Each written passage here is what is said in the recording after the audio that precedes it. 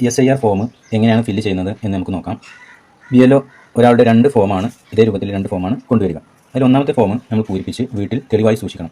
രണ്ടാമത്തെ form BLO കൊണ്ടുപോവുകയും ചെയ്യും. നമുക്ക് പൂരിപ്പിക്കുന്നത് നോക്കാം. ഇതിൽ 3 ഭാഗങ്ങളാണുള്ളത്. ഒന്നാമത്തെ ഭാഗം, രണ്ടാമത്തെ ഭാഗം, മൂന്നാമത്തെ ഭാഗം. ഈ ഭാഗം എല്ലാവരും തീർച്ചയായും പൂരിപ്പിക്കേണ്ട ഒരു ഭാഗമാണ്. അതിൽ ജനനത്തീയതി, ആധാർ നമ്പർ, മൊബൈൽ നമ്പർ, പിതാവിൻ്റെ പേര്, വോട്ടറുടെ പിതാവിൻ്റെ പേര്, അതേപോലെ പിതാവിൻ്റെ എപ്പിക് നമ്പർ. എപ്പിക് നമ്പർ എന്ന് പറഞ്ഞു കഴിഞ്ഞാൽ നമ്മൾ ID കാർഡിൻ്റെ ഈ ഭാഗത്ത് കാണുന്ന FQJ 31 രൂപത്തിലുള്ള നമ്പറാണ് FQJ നമ്പർ.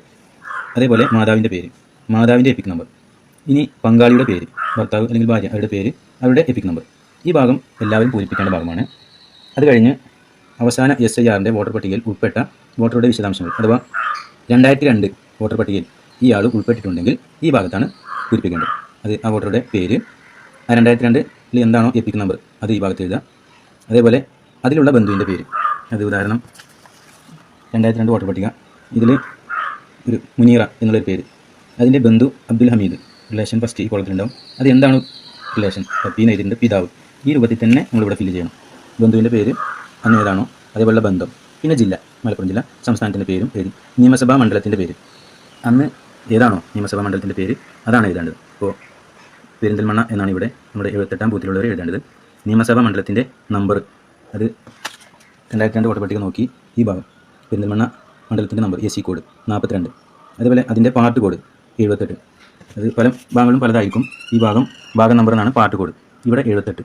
പിന്നെ ക്രമ നമ്പർ, ഈ ഭാഗത്തുള്ള സീരിയൽ നമ്പർ, ആ കക്ഷി ഏത് ഭാഗത്താണോ ആ സീരിയൽ നമ്പറാണ് ഈ ഭാഗത്ത് എഴുതേണ്ടത്.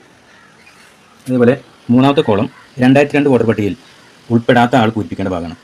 2002 വോട്ടർ പട്ടികയിൽ ഉൾപ്പെട്ടിട്ടുള്ള ആൾ ഈ ഭാഗത്തും ഉൾപ്പെടാത്ത ആൾ പൂരിപ്പിക്കേണ്ടത് ഈ ഭാഗത്തുമാണ്.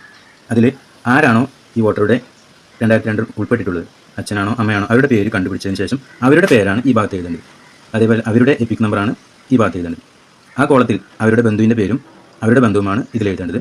അതേപോലെ ജില്ല, സംസ്ഥാനത്തിൻ്റെ പേര്, നിയമസഭാ മണ്ഡലത്തിൻ്റെ പേര്, 2002 ആ കക്ഷി ഏത് നിയമസഭാ മണ്ഡലത്തിലാണോ അതിൻ്റെ പേരും അതേപോലെ നമ്പറും ഭാഗം നമ്പറും ക്രമ നമ്പറും അതാണ് എഴുതേണ്ടത്. അതിന് ശേഷം BLO ഇവിടെയും നമ്മുടെ വീട്ടിലുള്ള ആളുകൾ ഇവിടെയുമാണ് ഒപ്പിടേണ്ടത്.